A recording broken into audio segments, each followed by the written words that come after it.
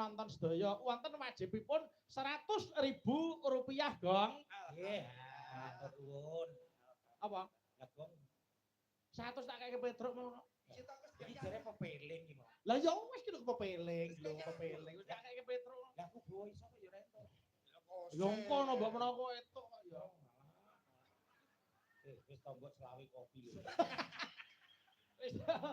Ayo. Ayo. Ramadan nindakno poso. Bener. Teno. Bareng sedelok karakter Nardugi tadi boten sampawet digerep batu. Padahal karakter Lah iya wis ben. akhirnya diteri rong-rong niku kopi kaget. Aku yo kaget kok ngarang tawon tuwa-tuwa. Wis inoman kok. Ya nggih. Ayo. Ramadan nindakno poso papat yakat ping 5 ibadah haji Orane rukune Islam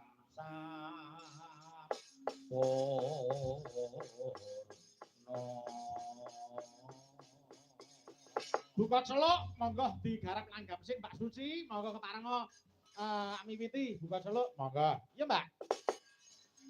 Yen wancine tansah dieling wis wancine padha nindakake arten wong sumandang wayahe sembahyang tapi wajib dawuhe pangeran salat dadi cagake agama limang waktu kudu tansah dijaga kanthi istiqomah sing topak nina luwih sempurna yen berjamaah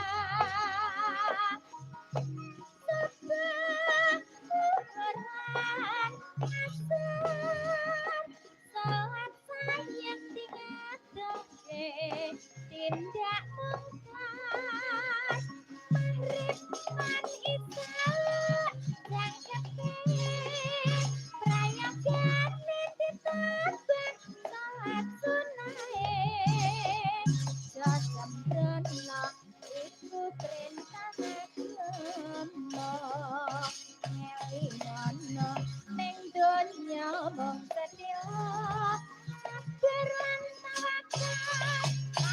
tawakal yen kepengin besok munggah keluarga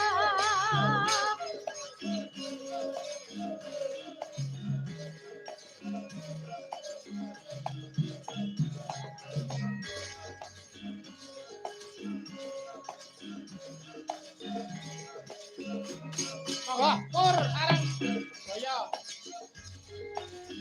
yen wajine tansah dielinge wis wajine padha nindakake akan wis lumandang wayahe sembahyang tapi wajib dawuhe pangeran ora dadi cagake agama limang waktu kudu tansah dijaga kanthi istiqomah asing tumanina luwih sampurna yen Takung, yo. berjamaah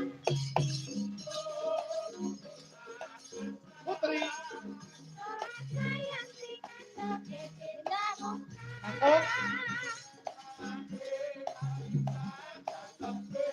Putri.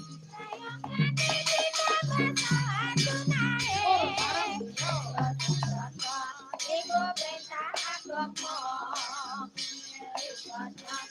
dunya bersedera akalan tawakal pasrah sing kuasa yen kepengin esuk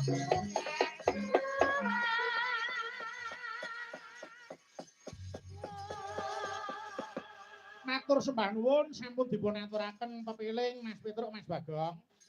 Manut dawuhipun para kiai sing jeneng salat niku paswot kanggo ngunduh